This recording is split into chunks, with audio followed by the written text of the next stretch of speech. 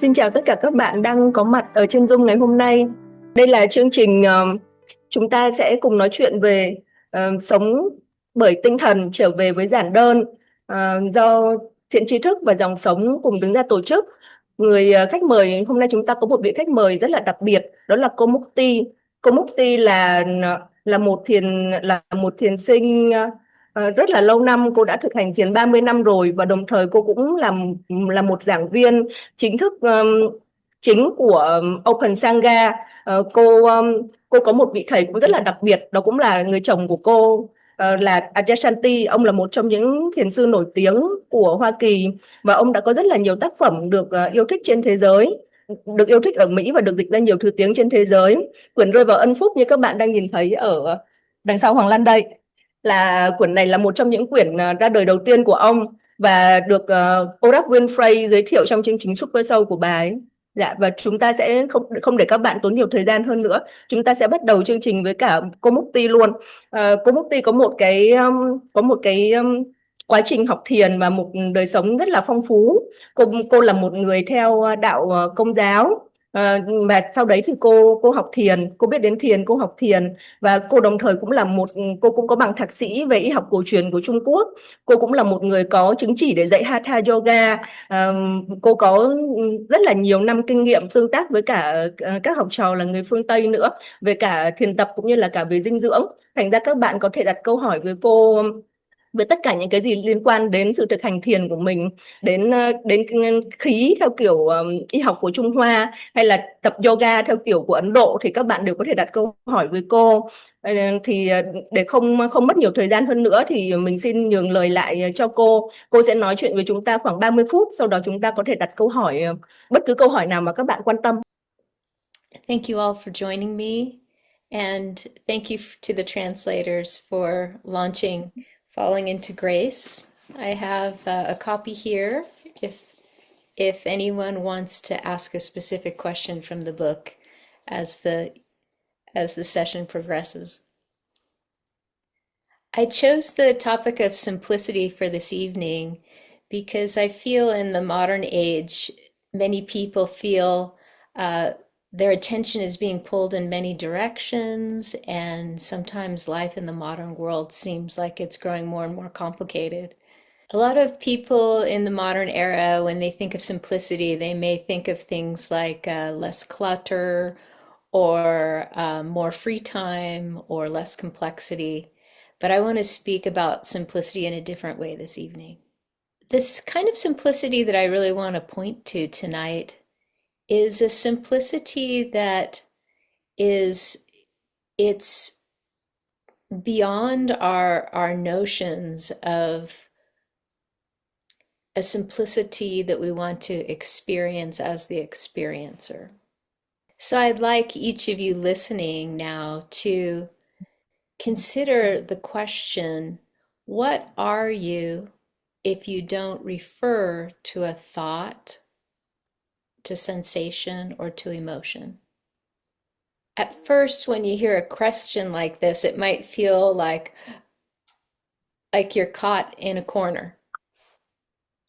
Because we're so used to operating by location and referencing our thinking mind or our feelings or our sensations. So at first, when this question is posed, a person may feel kind of stuck, or they may feel tense because they don't know which way to move. But as they relax into a sense of, what am I below thought or just behind feeling, then their experience shifts. So it's like when your body wants to move this way or that way, but then it's told, no, just stop and be still. The body can then relax into just being present right here. Yeah, and it can take some heartful intention to really be interested in, what does it feel like to know myself as I rest right here, right now? And then the question drops us into direct experience. And this is different than the questions that are meant for the thinking mind, where we're looking in the database of our thoughts. And this is one classical way of returning to what is known as the natural state. And it can be a feeling like taking a step back and observing experience and noticing how we'll feel pulled this way or pulled that way, or we'll resist and want to move in different directions. But as we rest back into simply seeing, we experience ourselves apart from this push and pull at our attention. And you could say that this is a kind of resting back, or falling into a state that is much more peaceful. We may even call it a state of grace. At first, it might just feel like resting back into a state of observing. And in that state, when you ask, "What am I?" you might feel like the answer is, "I am the observer," or "I am the subject that is observing the world of objects." But as one gets used to that and relaxes more, they relax out of a position as the witness or the observer, and they relax into a more generalized awareness. And the more one rests into that state of being aware, the less a sense of me is needed, the less the sense of subject is needed. And then things become interesting, because the sense of me that's observing this world of objects becomes quiet, and the thinking mind gives way to a sense of a sense of being in a more conscious, aware way. And there's really no moment that we're not being, but this is the way without all of our energy constellating around a sense of me. So there can be a greater sense of joining life as it expresses as this moment. So you could say a modern way of saying it is we enter into the flow of the moment. But often it's those moments when we forget ourselves, the moments where we become absorbed in listening or in a creative endeavor, or even when we're watching a movie, when we forget ourselves, we enter into a state of being very connected with what's unfolding in the moment.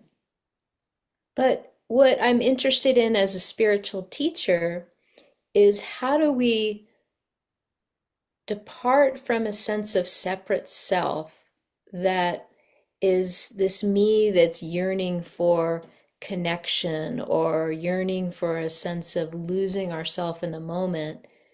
How do we instead have that sense of self become consciously resting in the moment? And so the difference is, instead of connecting with what's happening, let's say on the screen or, in technology, the opportunity when we take a departure from that time, from that screen time, is to connect with all of life that is part of the flow of this moment. Okay, so in this moment, if you ask the question, "What am I?"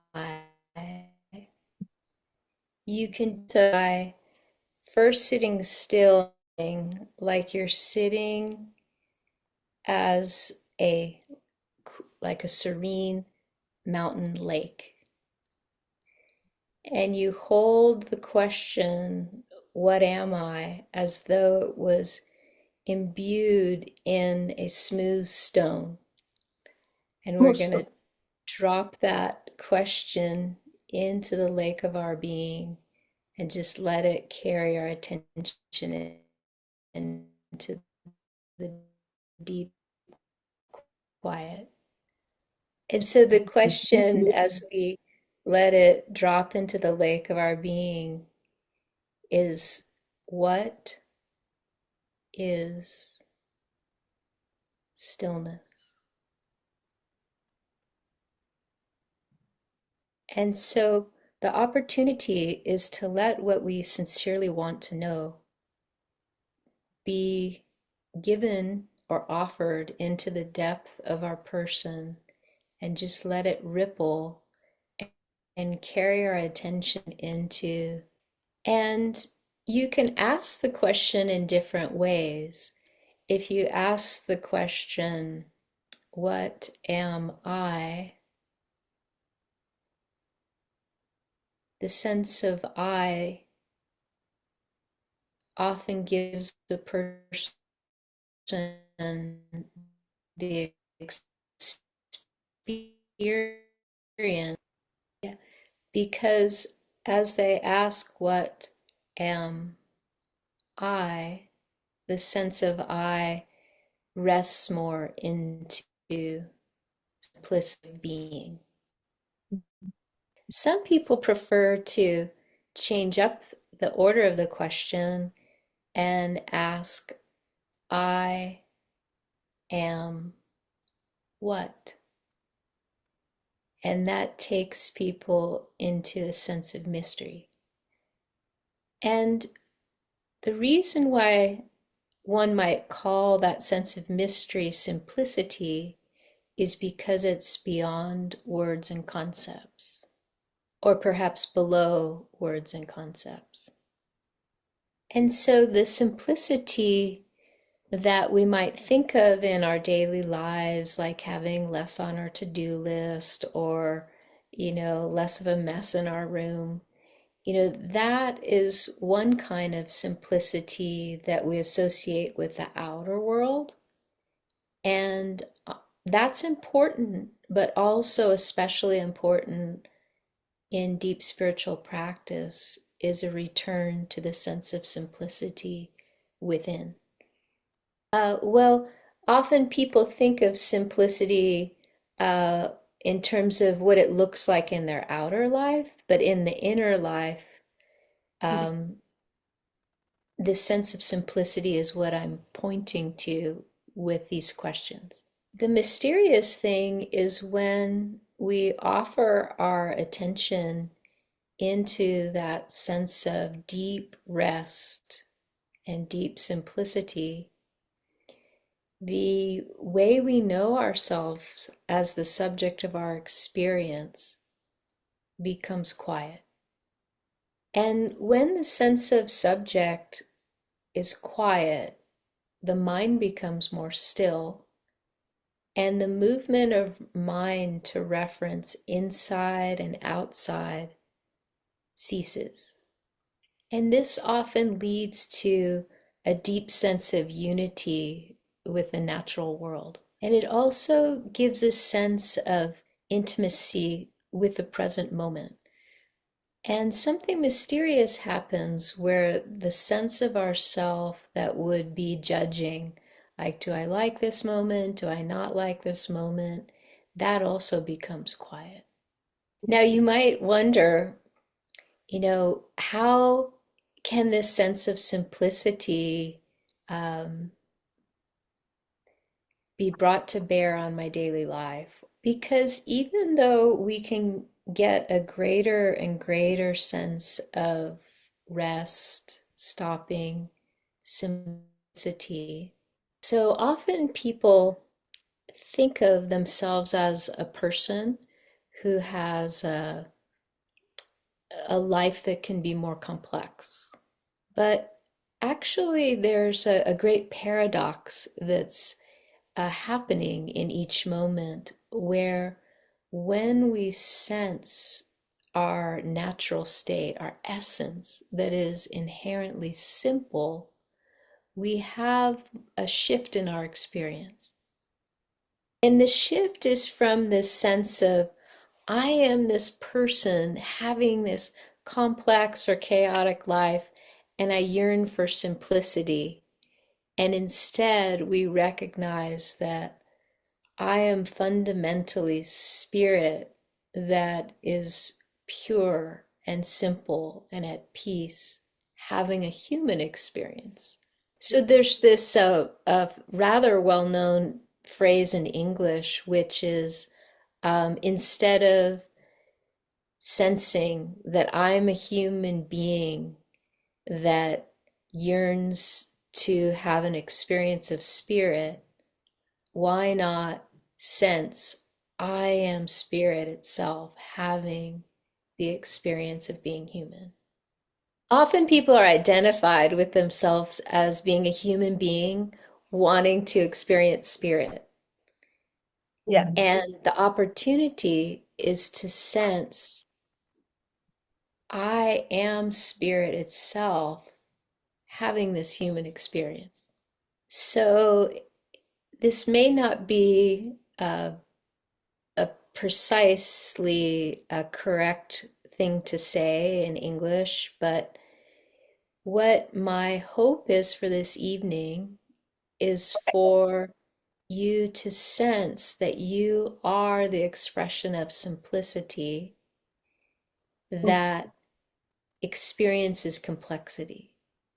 And so there's a big difference between I am this little person at the mercy of this larger world and all of its complexity, and I am spirit that is experiencing what's before me that may seem complex. When the sense of our separate self becomes quiet, there's a greater understanding that our nature as boundless awareness is the very space in which our person appears. So when the mind is quiet and the sense of separate self is at rest, it seems more true to say the world is within me instead of I am within the world. And this is something you can get a sense of when you sense yourself as the observer, and then when that goes quiet, when that comes to rest, the sense of the world of subject and objects, that all rests into an open awareness. In this moment, another exercise might be sense what is looking through your eyes right now. And see if you can subtract out the sense of I am looking through my eyes and just simply experience the seeing. And it's that sense of seeing that's been with you for your whole life. That sense of what is this that's been bearing witness to my whole life? All the ups and downs, from when I was small until I became an adult. And we can know this sense of seeing without ascribing a sense of I that needs to be the one who sees. And when that sense of I is quiet, things do get more simple. Because the sense of ourself as the experiencer, it joins experiencing. It joins experience itself. So I hope you get a sense by these exercises, a taste of, at least, of what I'm talking about. Sometimes it takes time to really investigate some of the things I'm saying to be able to have direct knowledge of what I'm pointing to. So you can imagine, let's say, in a day where you have lots happening, you could say it's a complex day. And if you can relax into this sense of stopping and first observing the moment and then becoming quiet, things start to become clear in a way where what needs to be done presents to you instead of you having to figure everything out.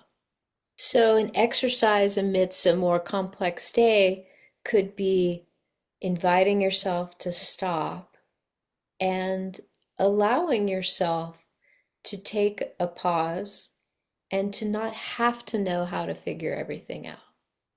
And there's power in being willing not to know. There's power in being willing not to know. In that state, you can open to a state of receptivity and availability. And you can ask yourself, in what seems clear in this moment? So, what I'm speaking of is that there's a certain kind of not knowing in the mind that can cause us to feel vulnerable, like, I don't know. But if we're more comfortable with not knowing because it's simply the truth, then we can stop and be in a place where we're both willing not to know and we're willing to know. And then there's space for both. There's room for not knowing, but there's room for knowing. And we're available to what might become clear or what is already clear. This is different than when we're caught in a sense of me that's trying to navigate and figure it all out. And when we're caught in identification with the me, there's a lot less space. And so the simplicity is in that we don't always have to carry this sense of I am the person who's navigating my life and has to figure everything out. In the paradigm that I'm talking about, I'm speaking about resting in a more spacious state where we just let what is evident be received and registered. And then we're also more aware of what feels resonant and rings true. And we're also available to sense what feels off or, what feels misaligned. When we're resting in a sense of being that is experienced as a sense of alignment. So that resting in a sense of alignment can make it more clear about what feels the right direction to go, to lean in, or what feels like open possibility. So just to tie in the theme of simplicity again, there is a space or a state of being that's very simple and has ample room for all of the complexity. The classical metaphor would be that you can rest as the sky, even as there might be lots of clouds forming, and we could say, that things look more full or complex. But when you identify more with the context or the space, then you experience yourself more as that sky that is more simple. So the title of the talk is Return to Simplicity, and really it's a return to a sense of your essential nature that is the very backdrop or context for all of the comings and goings and what we might think of as complexities. Thank you, Mukti. You make me feel like I can be confident about my not knowing. Good, yeah.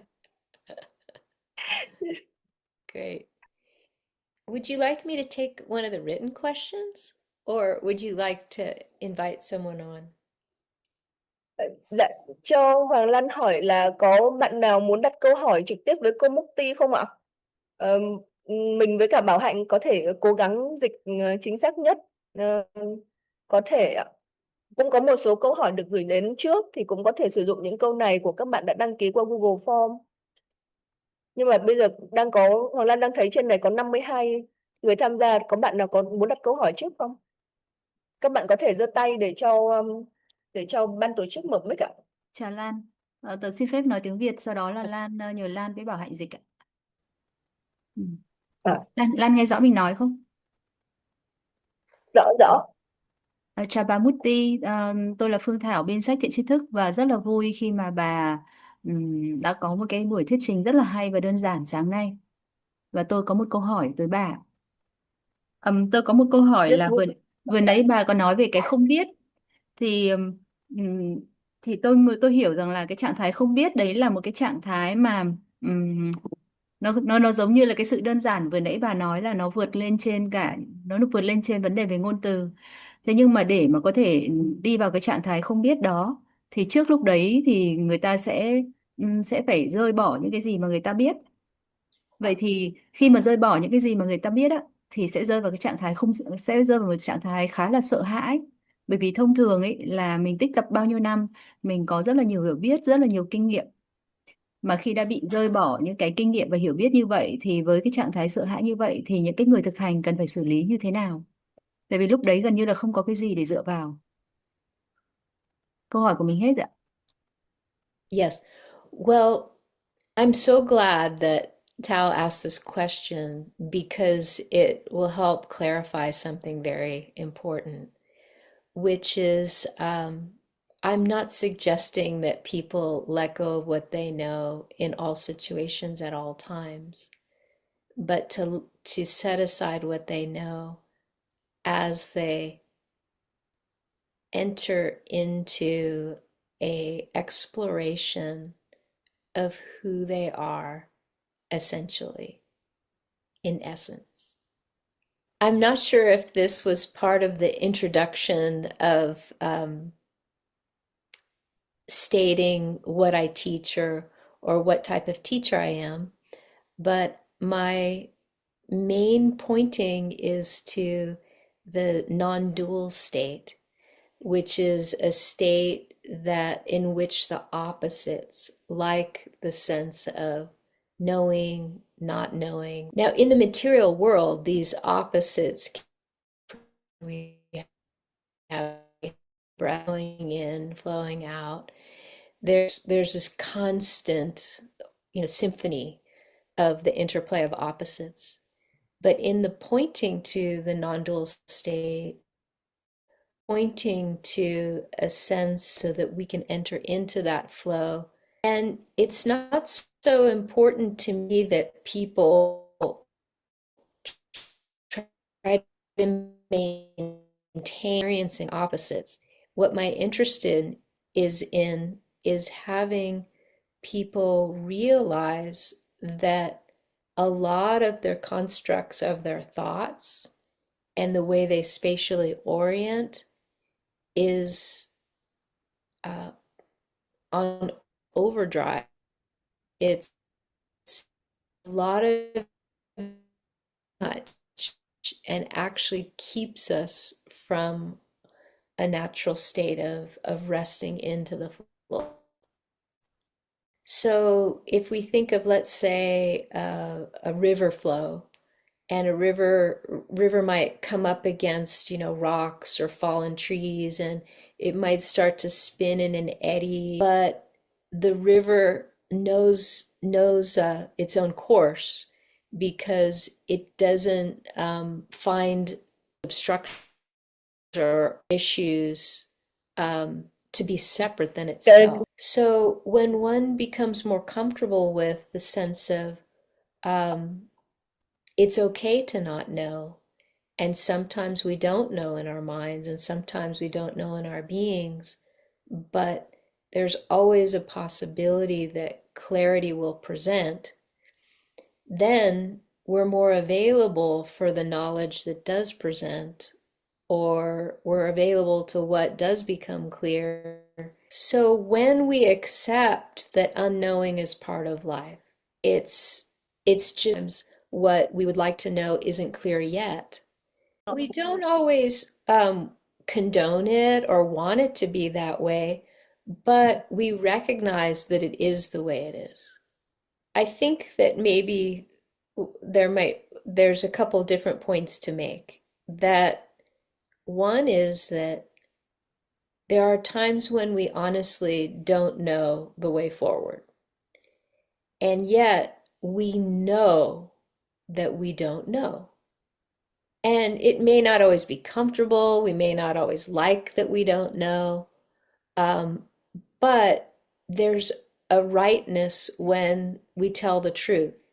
I simply don't know yet.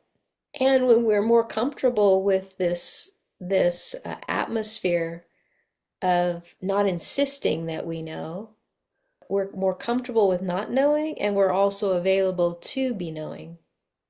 And it can be more empowering to be honest about what we know.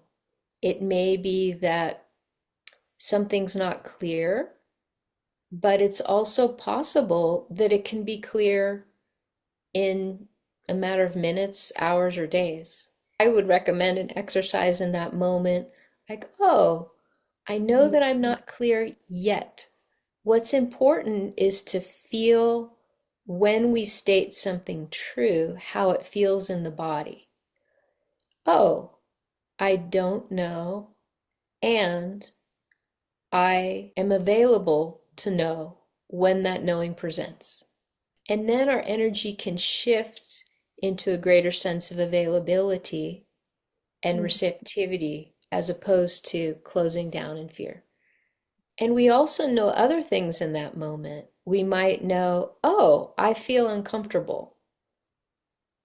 And when we tell ourselves that truth, we can connect with our body again. Oh, what's that feel like? And how might I support that sense of feeling uncomfortable?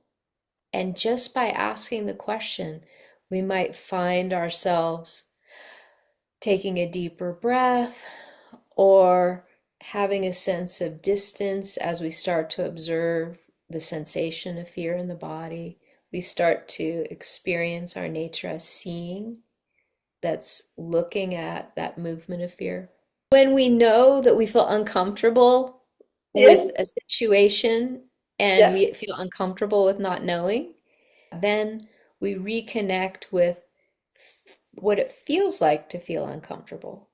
Yeah. And then we can observe that sensation. Yes. And if the discomfort has some energetic signature, we can sense what it is to see that, and we feel a sense of distance and perspective as we Yeah. observe that sensation. Identity shifts from I'm the one who's afraid to I'm the one that is aware and functions as this aware space in which the sensation of fear is playing out. And all of this comes about from asking ourselves, what is true about what we do know in a given moment? And what we do know in a given moment is a lot. It could be things aren't clear yet. It could be I'm not comfortable. It could be I feel the pressure of someone else that's insisting that I should know. And then we can respond to all of those things that we know. For example, with the last one, we can say to the other person, I need more time. I'll get back to you in an hour or in a day or whatever it is that we think we can ask for. And as we're translating here, we're giving a great example of that because you or I might forget with what one of us said and we'll realize like, oh, I don't know what I just said. And then we stop and then memory starts to kick in or the sense of where the conversation is going starts to be felt. And then we can, speak again.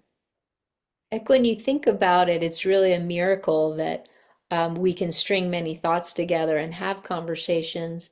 And usually people get surprised when we forget something or, we can't remember what we said. But really, it's more of a miracle that we remember so much of the time or that we get it as right as often as we do.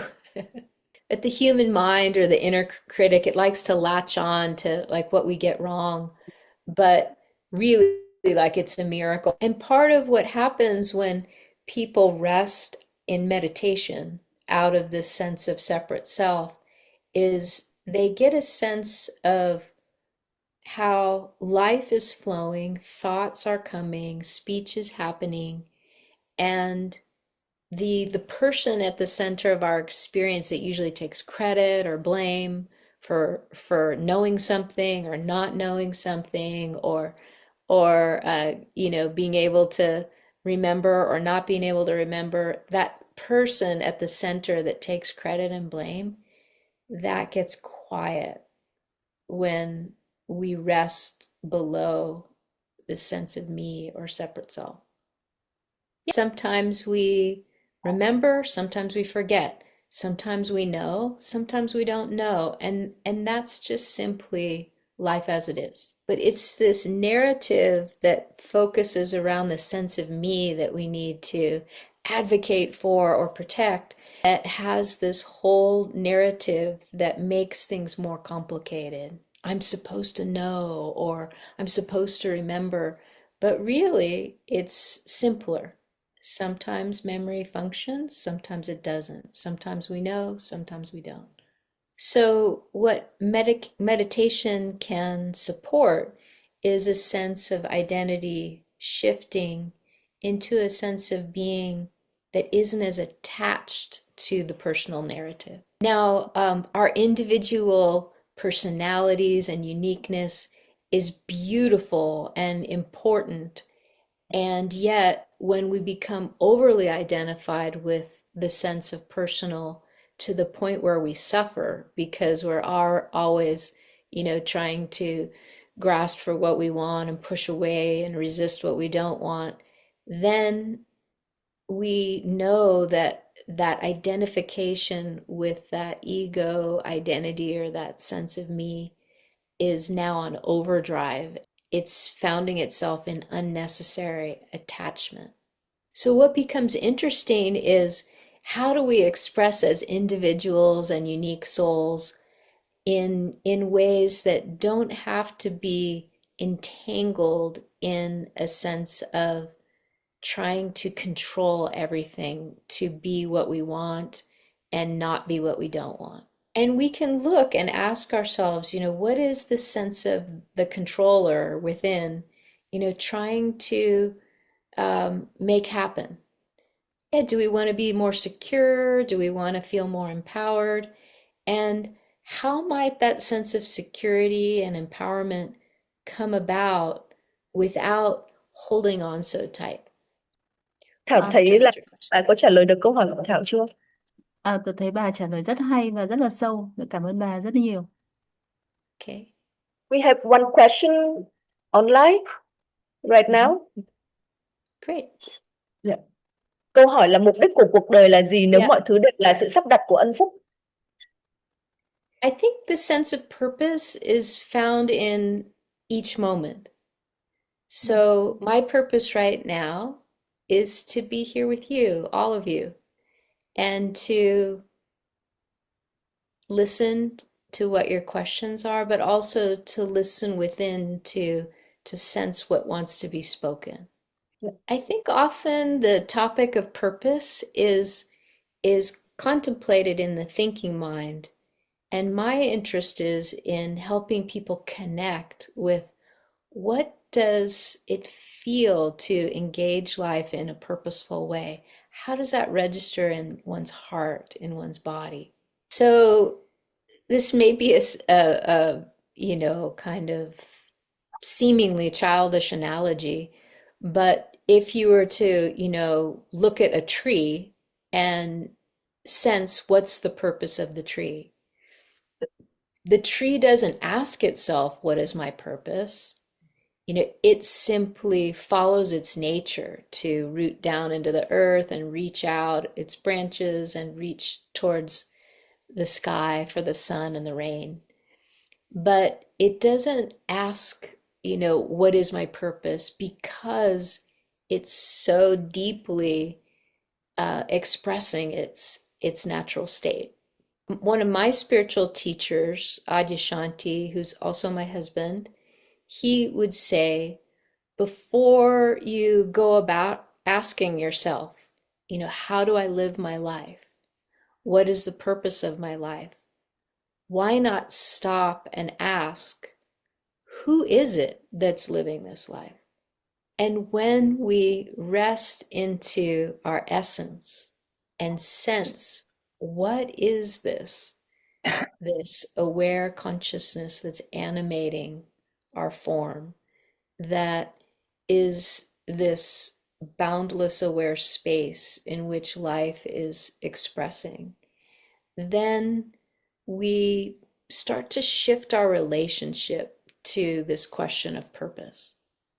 When we become interested in what is it that I am, the question, what is the purpose of life, it is a question that doesn't arise so much. The question, what is the purpose of life, is a question that comes from the thinking mind. And when we are living life, when we're really connected with life, and we're engaged in the moment, you could say we're in service to the moment, we're not questioning what the purpose of that moment. So when a person is exploring, what is my essential nature, and they reside more in that essential being, the question of purpose doesn't arise as often, because there's the sense that one's purpose is to express their true nature, to express also the nature of their own soul or their own uniqueness. And so if I had to say, what is the purpose, it would be to abide as your true self and to allow that to express freely. And that has the felt sense of a way of expressing that feels aligned and true and resonant and authentic. So the most important thing when it comes to this topic of purpose, I feel, is where do we feel purposefulness? Or, where do we feel that sense of purpose in our core, in our body? And how do we navigate by that? So it has that sense of feeling, meaningful, valued, important. And when we are looking at, what's important in a given moment, and what's important to express, what's important to be doing, maybe it's listening and not speaking, when we're connected with what's meaningful and important, that's what gives us purposefulness. So to make a general statement, it's less important what we do than what we bring to what we do. It's less important what activities we engage in. It's less important what we do, and more important what we bring to what we do. What I've looked at is, what is it that purifies? And usually it's that state of spacious awareness that is the space in which whatever needs to be liberated or resolved arises in that sense of aware space. It harmonizes and transforms in that aware space. So my interest is in how that natural state and that mode of simply being allows an inner atmosphere for purification to occur. So, like, for example, if you have a dear friend, or let's say an elder, like a grandparent, who's a tremendous listener,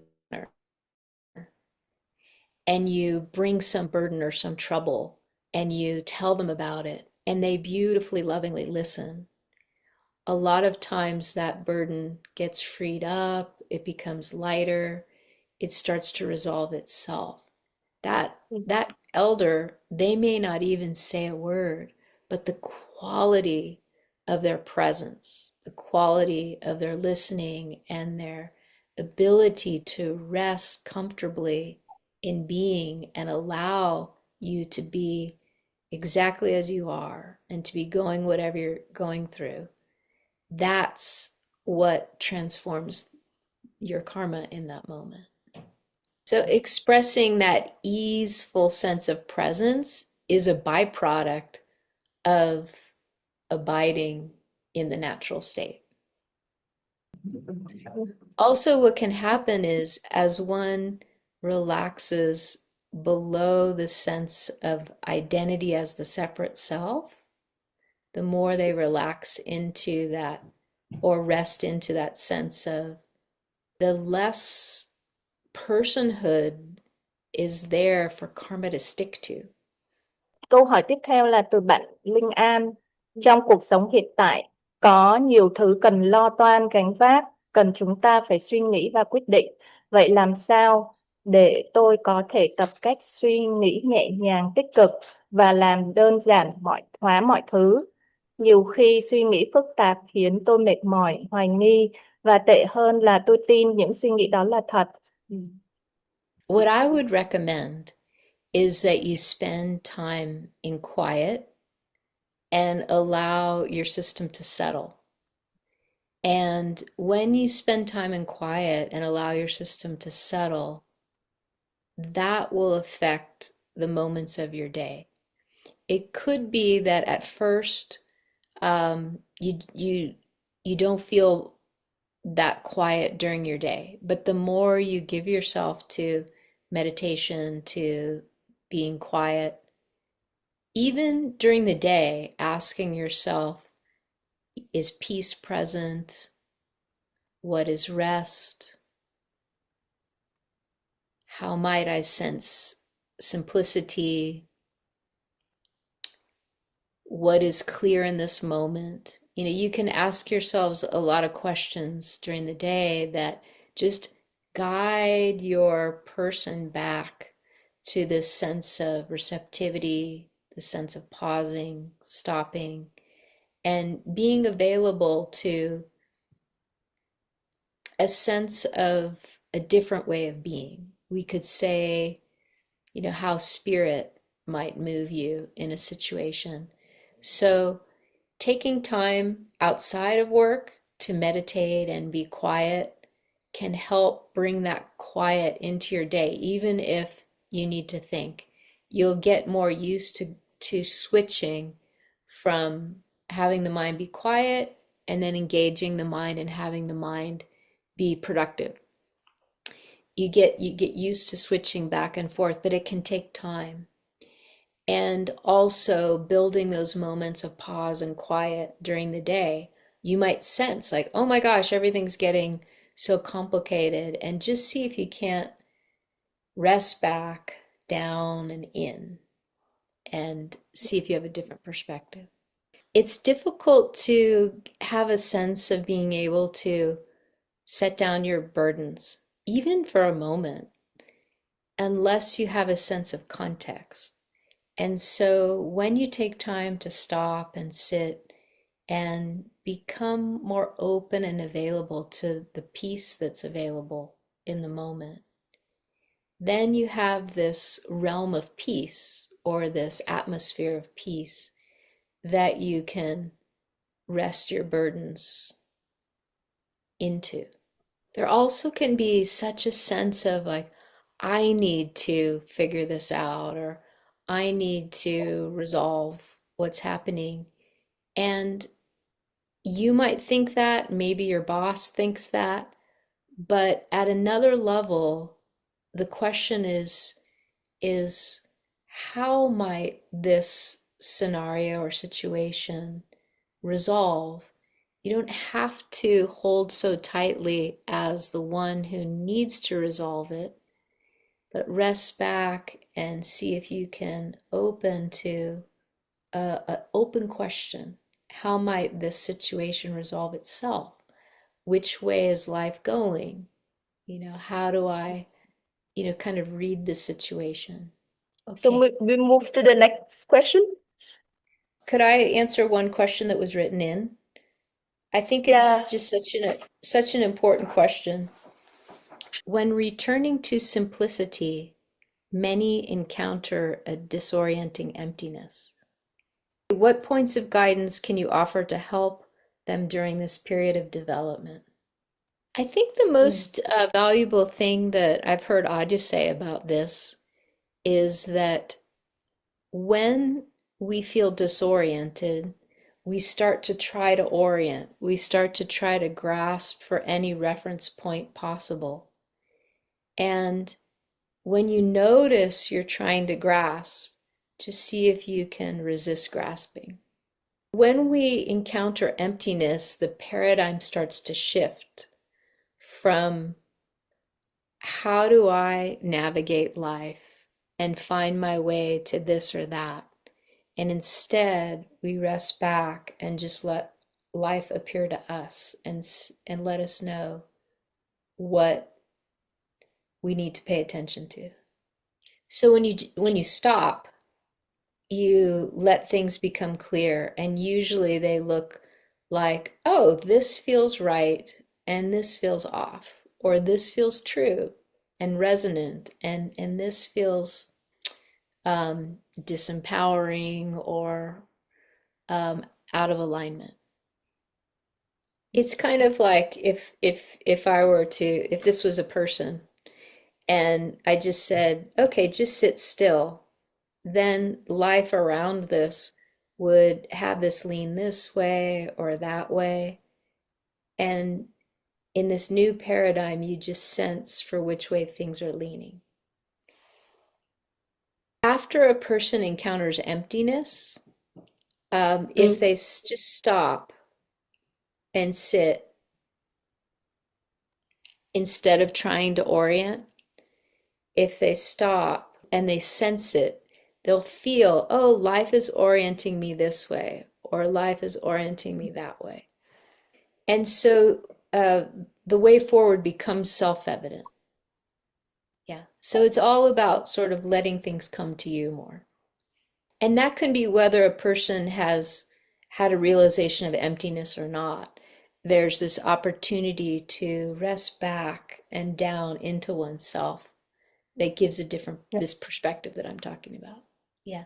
And the person will feel who it is or what it is that they are that is prior to grasping. That's the new paradigm that's not so much based on grasping and aversion, that operates around a central sense of me. It's more the emptiness experiencing itself as life leaning this way or that way. We have actually four Okay. online and one offline here. Ba câu hỏi đúng không? Thứ nhất là cái bài thực hành ấy, để mà thực hiện nó thì ở cần phải có một điều thầy ví dụ theo sát đi không. Thế rồi là từ khi mà thực hành cho đến khi mà có thể ứng dụng vào đời sống và như bà đi dạy chẳng hạn, thì nó có một cái bước chuyển, cái chuyển nó không, mình có bước chuyển không. Và rồi ngay khi bà ấy có dạy thực hành những sáng không thì nó có thay đổi không? Okay. So, I think the question as to whether or not someone needs a teacher, it depends upon the person. Many people are incredibly self-motivated. They sometimes get taken by, it's almost like getting an illness. You just feel compelled that you have to know what's true, you have to know who you are. They just cannot turn away from that. They just are, it's like something's got them and it's, pulling them along. And sometimes that person isn't in need of a teacher as much. It just depends. There's no specific answer, because I think that it's best for a person to go by feel. So if they spend time with a teacher and they feel it's supportive, then they can continue along that way. If they don't feel it's supportive, they might expose themselves to other teachers and see if those teachers feel supportive. But they also might try to engage their own spiritual practice and just see how it goes. And it doesn't have to be one way or another forever. Some people spend time with a teacher for a while, and then they spend time on their own guiding their own practice, or the flip of that, they're on their own and then they spend time with a teacher and it might ebb and flow for them. It's really about, what gives results. I mean, to even back up a step, I don't personally feel anyone needs to be spiritual or needs to awaken. It's really about what the person feels for themselves is needed, is what they're drawn to. And so one of the first practices that's really helpful is to sense, what's important to you as a person and how is that fed and nurtured and furthered. And as long as you're living in that question, so much of life can be your teacher. It again depends on the individual. Often, if a person is engaging intensively, let's say one existential inquiry question like, what am I? Or what is stillness? Or, what is peace? They delve into that question to such an extent that the question delivers them to a place where their consciousness leaves the personal identity and shifts into a different paradigm. But for other people, they might be living with a question like that, and they might feel a sense of their personal self begin to shift and transform more gradually, and it doesn't kind of, they don't experience an identity shift in one given experience. For example, there's this woman that I heard of, elderly woman who had very little sense of ego, and someone asked her how did she come about having so little ego, and she said, I asked the question, can there be less of me? And I asked that throughout my life. Can there be less of me? So, as she aged and grew older, she would find herself in conversations, and she became more of a listening space and realized, like, I don't have to always say my opinions or what I think. And because she realized, like, there could be less of me in this conversation, and I can, open to the other person. I think that it's brightest when a person first realizes emptiness, except if they keep up with their practice and they continue to meditate, or even if they don't meditate as much for a while, but then they return to that depth of meditation, then the brightness stays very bright. And sometimes it can get brighter and brighter even. So the quick answer would be meditation. No, we want the long answer. Meditation keeps the realization bright. Yeah. Otherwise, sometimes that clarity and brightness starts to kind of get pulled back into identification with the stickiness of life. But also, when one knows that what is seeing through their eyes is the emptiness, they can shine the light of their attention in different parts of themselves, like their heart, their hara, their third eye, their chakras. Each place, each center that wakeful emptiness rests its gaze upon becomes more luminous. And so different capacities become conscious in that person. You could think of it as, let's say, a given center like the heart. It may not experience itself as that emptiness or as that liberated state. But if, let's say, that sense of emptiness is really bright through the person's inner gaze, that gaze can rest in the heart center and the heart can become more wakeful, more conscious. The body can become more conscious. Lots of things can become more conscious. So let's say like there's an emotion that's been suppressed in the body, you know, like grief or fear. If that light of emptiness, that attention, which is the emptiness that looks through our seeing, if that is shined on, let's say a feeling of grief in this area, then the grief begins to remember itself in its liberated state and starts to shift. So at first, when someone experiences emptiness waking up to itself, they may not be feeling emotions or the need to attend to any karma. But over time, sometimes these parts bubble up as if they could speak. They would say, I'd like to be liberated too. And then our consciousness that knows the liberated state kind of enfolds those parts and helps them remember their true nature. So let's say the grief is held in our body and it just knows like how to be grief.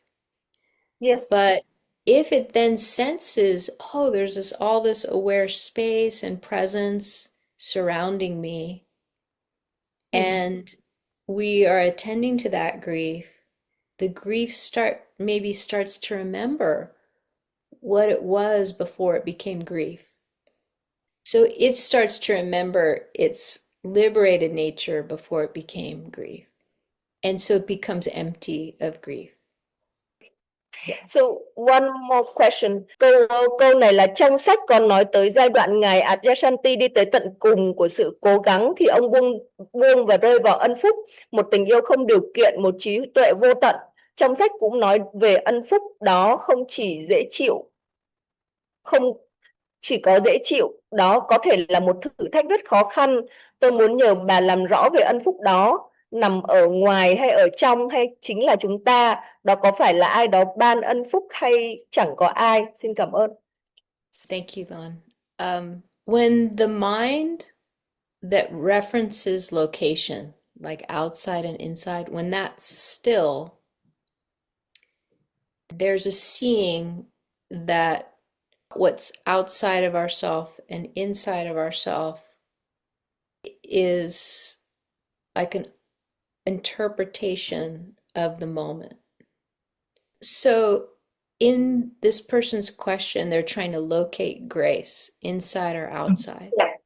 When the mind is still, and it's what I call spatial mind, the locating mind that's locating outside and inside, when that mechanism stops, the question about whether grace is outside or inside doesn't arise. So we could think of grace in two ways, two main ways. One is something happened that I perceive created a benefit or a blessing. And that could be something positive, like you have an insight, you have a shift of perspective, that your perspective opens. Or it could be something really difficult, like I had this illness and it forced me to go within, and this whole beautiful world of my inner life opened because I got really sick or something bad happened. Another way we could look at grace is this kind of felt sensation of blessing, of support, of ease, of feeling guided, just sort of feeling that things are flowing well. And when we have that felt sensation of blessing, sometimes it feels like it comes from the fruits of our own practice. And sometimes it feels like it's just gifted out of the blue. And we don't know in the moment when we just feel a sense of blessing that doesn't seem to be tied to our practice. We don't know if someone's praying for us, or we don't know if there's some force outside of ourselves that is flowing. But usually what we do know is we're receptive in that moment. Yeah. So really for grace to be sensed, there is this interplay of inner receptivity, inner availability, and sort of outer flow, and kind of a sense that things are going smoothly. So there's this interconnected interplay of inner and outer. But part of what's behind the question is, what is the source of grace? Yeah. And what we can do as practitioners is journey to a sense of source or origin.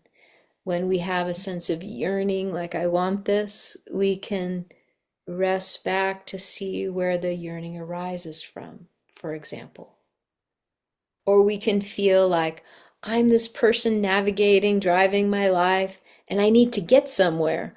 But we can also think, what's the source of this sense of I?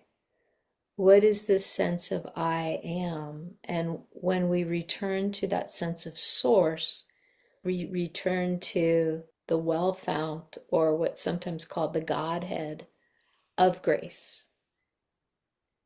When we let our attention just sort of sense down, back down and in to what feels like the very ground of being, or the very root of this I am, then we go to the source of grace.